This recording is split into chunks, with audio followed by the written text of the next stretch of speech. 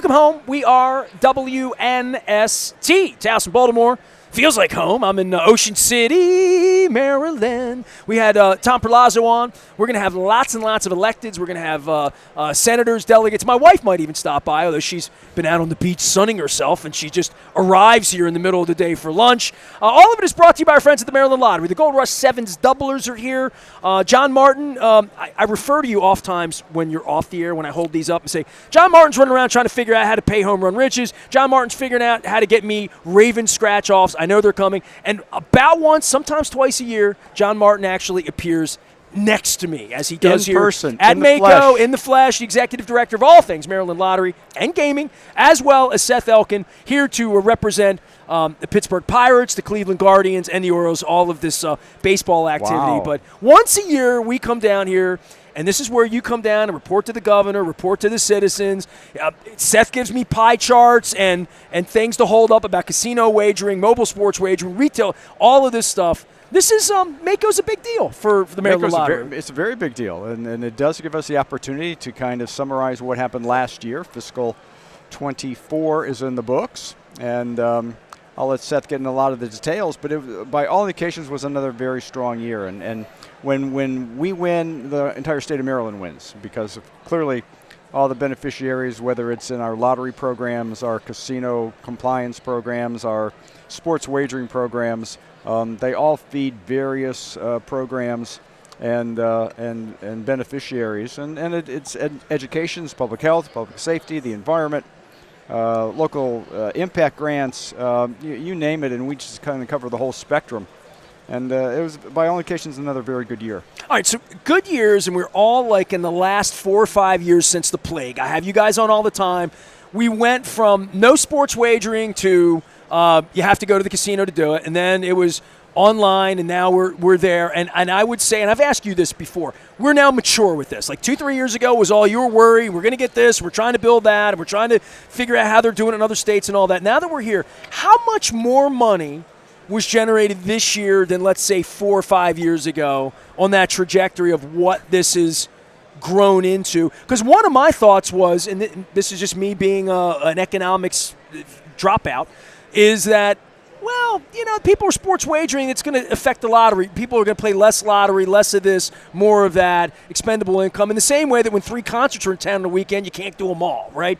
How has this worked, Seth, from what you thought numbers were going to be a couple of years ago when there was a serious black market for sports wagering in this state, right? It had been for 100 years, to bringing it online to saying we're doing more? No, the interesting thing is that every time there is additional gambling that's been added, that concern has always been there. If you go back to when the casinos first started, people said, how is this going to impact the lottery? Will it impact... How's it going to affect horse racing? We've always talked about horse that, racing, right? too, yeah. But, there was a concern that the lottery players who you would lose would be maybe your Keno players or your scratch-off players who like the frequency and like to be able to play and like the freedom to sit in front of a slot machine and sit and play.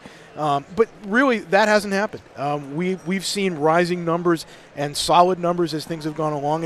And what it tells you, I think, is that you've got separate audiences. You've got separate groups of people who are interested in sports wagering as opposed to sitting in a casino and playing casino games. Well, that's true all along, because anybody that was betting on sports or playing pool or doing any of that nefarious activity with the bookmaker salad, they had the opportunity to play the lottery. They had the opportunity to play the ponies. They could have gone to Atlantic City. There's a million things they could have done to wager if they wanted to. They want to bet on a football game. They want to be involved in sports, not in scratch-offs, let's say, right? Yeah. Well, and I think it goes to the fact that there are different audiences. You talked about, what happens when you have 3 concerts in town at the same day.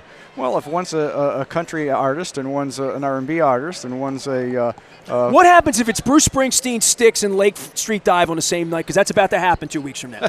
We have 1 car, 3 shows, 2 of us. She's going to Lake Street Dive. I'm not. I don't know what I'm doing, but I'm not doing that. Well, I would think Seth and I could go to one of those concerts. There you go. Well, Springsteen for us. All right, let's go. Springsteen's at the top of the list, yes. Well, I don't know. My guys in Styx, and being a Steelers fan, Styx is kind of a big deal in Pittsburgh. But this is the same thing you have when you wake up and say, all right, I want to play a game. I want to wager. Do I want to scratch off, go over to Costas, pick one up? Do I want to play? You play your horse racing game at Costas, or you can bet the ponies, or you can do what you do, or go to a casino at this point. There's a lot of ways to do this, and I guess 10 years ago there weren't, right?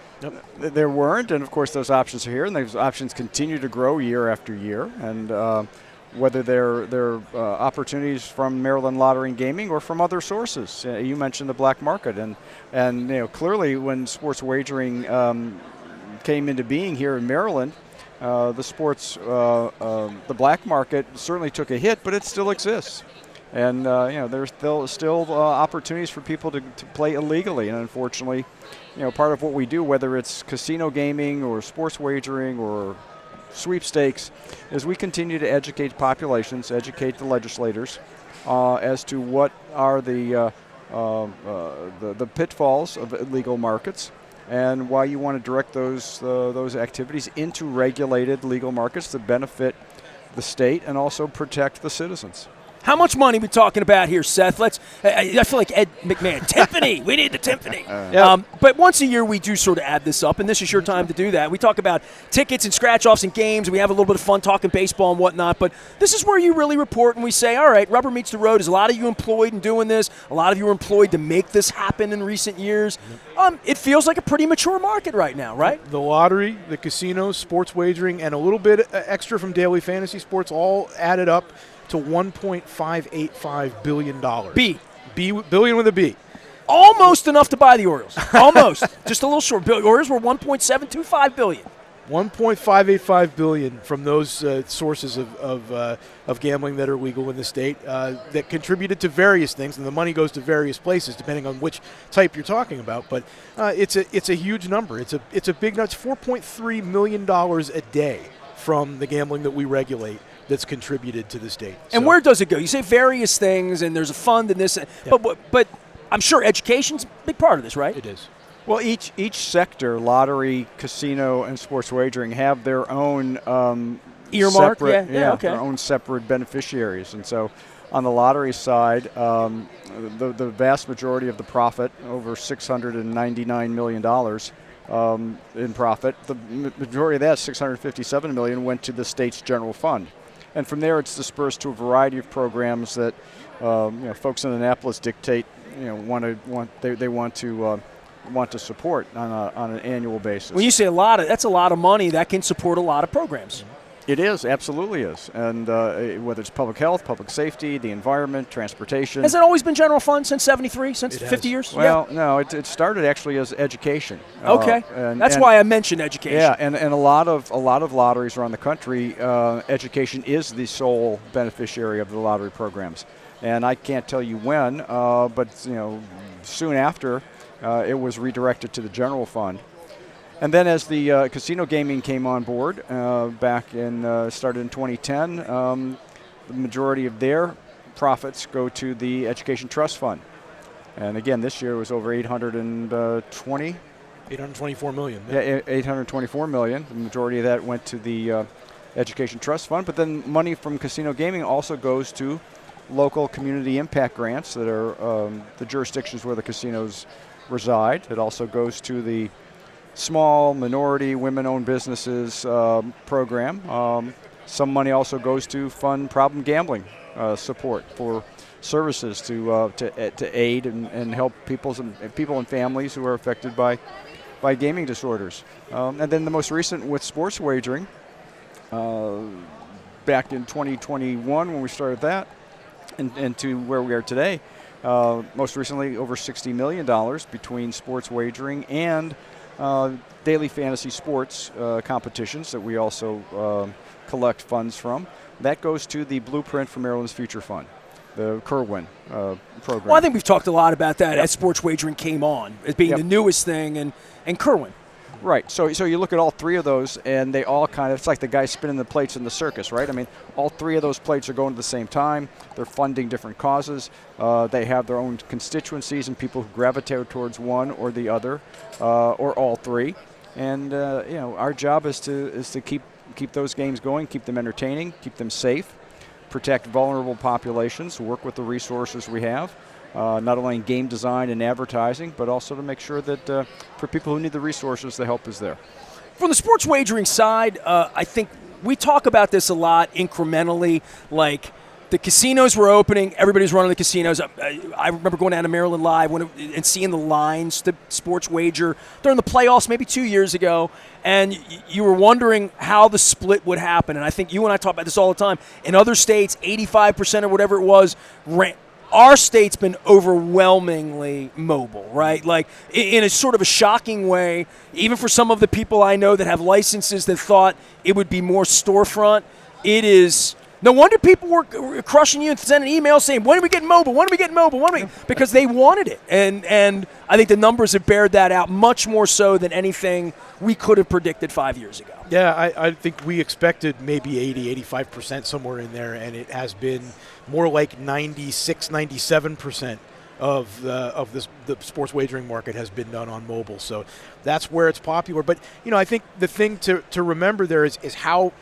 as you look at other forms of gambling, there's not an expectation necessarily that people would gravitate toward online necessarily in other forms of gambling. It's all about the experience and the player experience. It's just like we talked about with the Keno players and whether or not they're going to be drawn over to the casino. It's what do you want out of the gaming experience? And for some people, going to a sports book and going to a casino is the experience. They want to have that immersive experience of being in that atmosphere rather than doing it on the phone. So it just depends on how people want to experience it. For the sports wagering people, it seems as though that's where the market is. People want to be able to have the flexibility to do it as a game is in progress and have it on their phone. But for other kinds of gaming, it remains to be seen whether that would necessarily be the way it goes. So very interesting developments as we look to the future. I know we're going to talk to people about trouble gamblers and people getting the line for football season, wagering on these preseason games, you degenerates. But once the games really start and people get involved, we're going to be doing a lot of talking because there is a real addiction problem. And, John, I know you've talked about this at length, and, people beat you up and this and that. So you're executive director, we're encouraging people to do this. People are doing it already. You're offering an opportunity for people who do have problems to come forward, and I know you're going to get me involved with the 1-800 people because I do want to talk to them and say, what happens when the phone rings? What happened? Because I've mentioned this. I've had people that have worked for me, people I know, that I'm like, this is like having the liquor cabinet open and no lock on it for some people. But when they reach to get help, I'm sure over the last year or two, lots of people have reached. I really want to learn about that process of how you can help these people because it is an addiction. And I think some of the things that Seth and I see anecdotally, if nothing else, is that initially you're quick to think, well, if there's an increase in calls, these are the people who all of a sudden start gambling when sports wagering. That's not the case. It not only is that not the case, but it's also families. It's also friends. So when we get more calls in, or it's reported more calls into the hotline, it's not necessarily the person. Quite frankly, that's probably the least likely is the person themselves. It's a family member. It's someone who's my husband has a problem. My son has a problem. Right. Who's affected by it, who maybe wasn't aware. And I think through our efforts, not that it's only ours. There are many people involved. When you educate the masses about 1-800-GAMBLER as a phone number, or mdgamblinghelp.org as a website, you're educating people who maybe didn't even know those options were available. So now you're, as you said a minute ago, people who have been gambling for a while now are exposed to resources they didn't know existed. So automatically, the numbers of people calling are going to rise. But it's very, I'd be hesitant to draw a direct line between increased calls, meaning an increase in the problem gambling population. Well, I would also say for the ease to do this and the fact that it's registered on a phone. Look, all of us spend money. All of us look at our Visa bill every month. It's all digital. We all look at our and you can. I would think it was different if you had a problem with Louis the bookmaker who had a gun and you know what I mean, and you owed him money, or we make jokes about Pete Rose 100 years ago. That is a different thing than looking on an app where my understanding, and again, I'm not a gambler in that way, my understanding is if I started gambling and every 10 minutes was putting $100 on a pitch, the thing would put some brakes on me and say, whoa, slow your roll, right? I mean, that these things are sort of built in a way. In the old days, that net wasn't there and that receipt wasn't there to say, how much am I getting, what, and I would think 1-800-GAMBLER, they could look at your record and say, oh, whoa.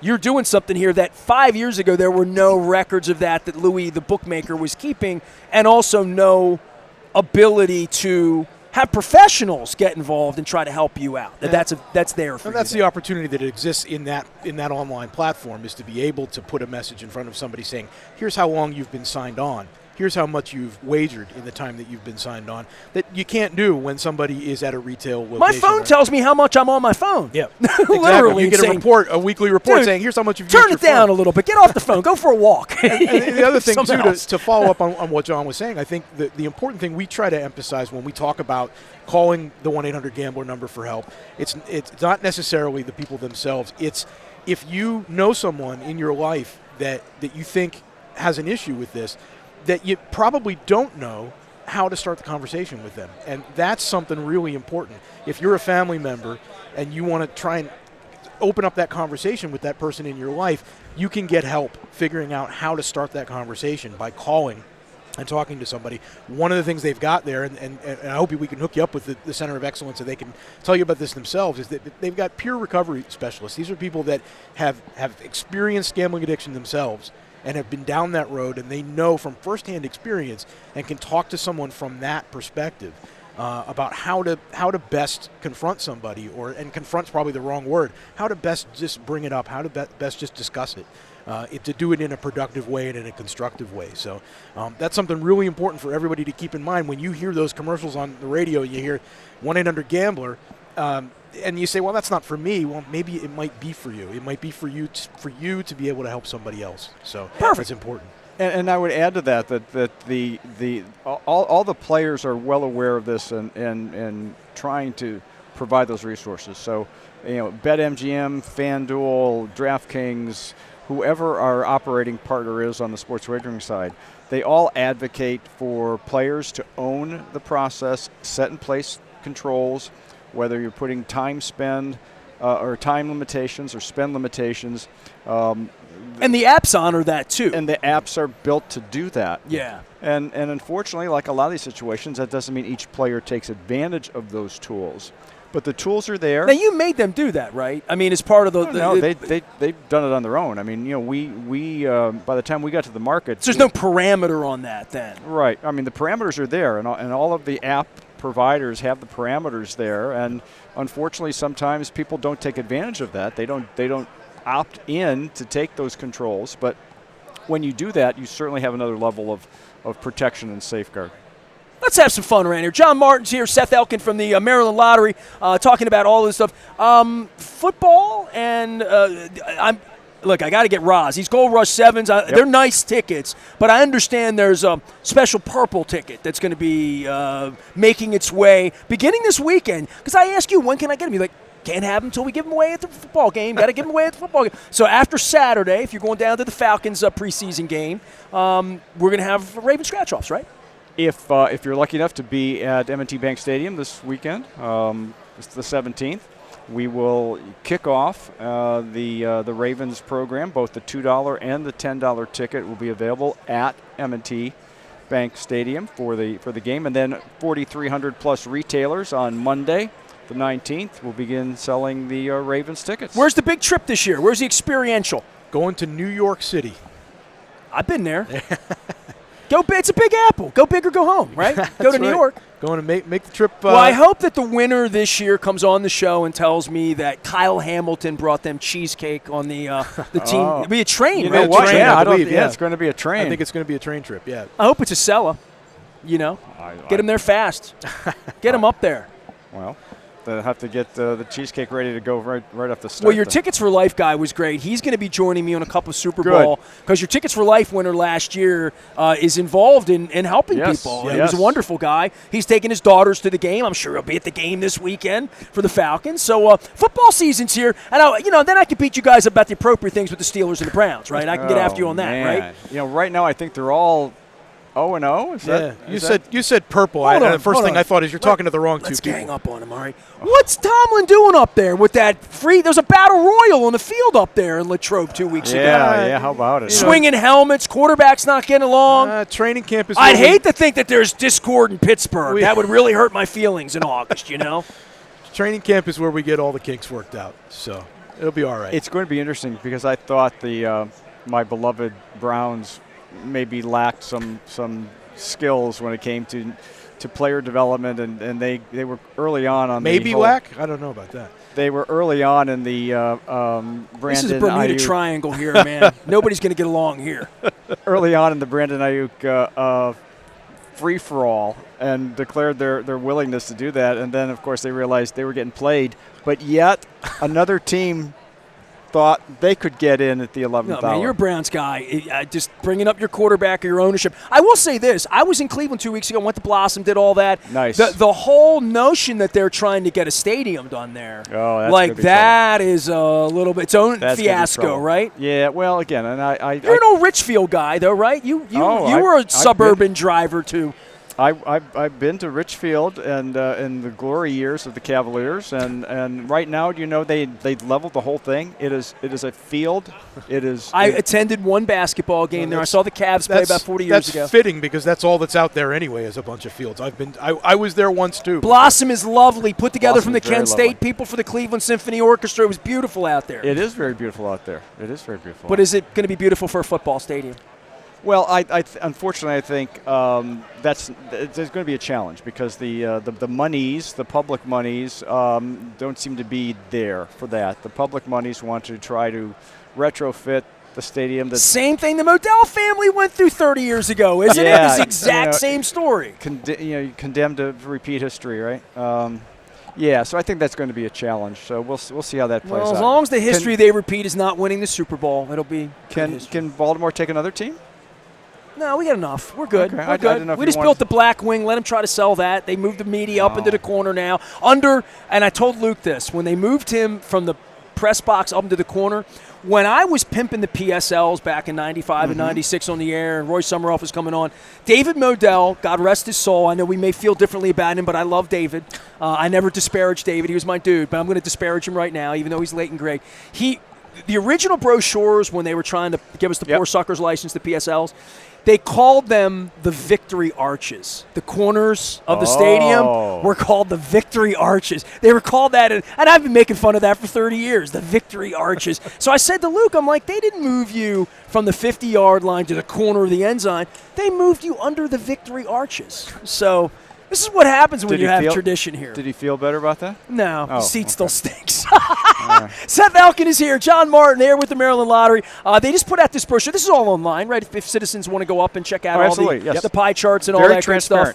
Very transparent. What are you the proudest of the lottery? I give you a chance to platform a little bit here as the executive director. What makes you proud to get up every day and run the lottery? Because you bring a lot of numbers, a lot of money. Somebody's got to run this thing. But in the end of the day, you have great people. Whenever I'm out in your building visiting people, there's a lot of people employed by it. They all like you. You like them. It's a fun. But this is a lot of money, dude. Don't do a roll call vote. I'll tell you that. I don't think I want to see how that shapes up. But you know what? And you've alluded to it. And so I'll go there. It is the people. We have 320 plus employees at the lottery, and every day they are committed to their craft, whether they're on the lottery side, the casino regulatory side, the sports wagering side, staff, IT. Making the purple tickets look purple. Making the tickets right. And each and every day they continue to do their best and exceed expectations and make the player experience what it is, whether it's... Did this exceed your expectations? You have to put a performer together and say what you think we're going to do. I mean, is this all of this? A little bit, because we knew going into fiscal 24, following our 50th anniversary year in fiscal 23, it wasn't going to exceed that. It was going to fall short of that. But we felt it was going to be our second best year ever, and it was. So the 50th anniversary was just a different thing. Oh, yeah. The new products, new promotions, the energy on a 50th anniversary, you can't repeat that in year 51. I'm trying to do my 26 this year. I'm trying to come up with like a Boog Pal or Rod Woodson, like a 26 reference. I don't know. Nice. I'm working on it. Nice. You get Boog in one of those big Cleveland Indians red uniforms. That's what you need. I remember I had that baseball card in 76. That was a sight. That was a sight. We try to forget that, along with forgetting Johnny U ever played with the Chargers and all that. Yeah. I've tried to forget that Flacco played for the Browns, and now he's in a Colts uniform. Yeah, but I think he's holding a clipboard, isn't he?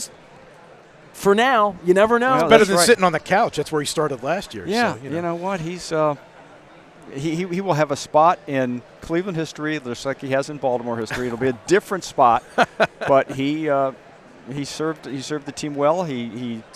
He's a great guy. I'm just No, glad he no doesn't. Brian Sipe. I'm just glad he doesn't have a spot on our wall anymore. We used to have a framed photo of Joe Flacco on the wall in the Does lobby. it make you itch to walk in his office the way It made makes me itch to walk past that Flacco photo for the first 7 years I worked there. The thing I love about Seth's office is he has a Penguins a doormat that I can wipe my feet on when I go in, and I terrible always make towels? sure. Did you use Well, the you know what I terrible do? I dirty my feet up a little bit extra out in Carroll Park before I even go in, just to make sure that I get it.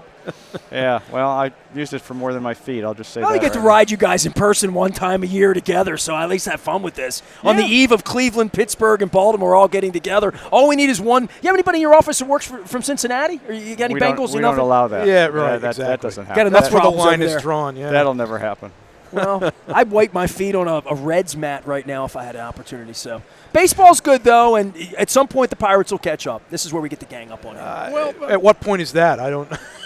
But Pirates have exceeded expectations, haven't they? Well, no. They shut down schemes. The Pirates have They shut him down? I missed that? He shut himself down. That's the way they do it these days. As we speak, the Pirates have lost 10 games in a row, so they are right along in line with expectations. Right in time for Steeler training camp, they've lost 10 in a row, so the season's over. I did not know that. I love chaos in Pittsburgh. There's nothing better than chaos in Pittsburgh. That's not chaos. I'm telling you, that's right in line with in line with expectation.